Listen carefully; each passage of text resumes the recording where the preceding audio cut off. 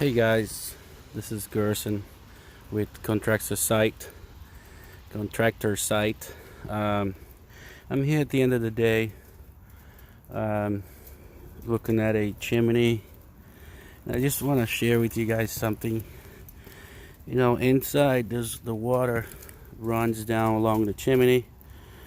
Uh, we know the problem is somewhere around here, but the trickiest thing is to know what exactly spot to do the silicone. So I just want to upload this video to kind of share with you guys what's going on, and then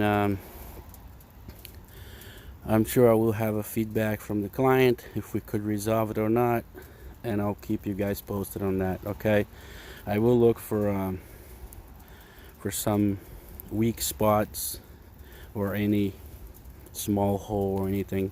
Just the other roofers, they already did some work here back in April but didn't resolve the problem.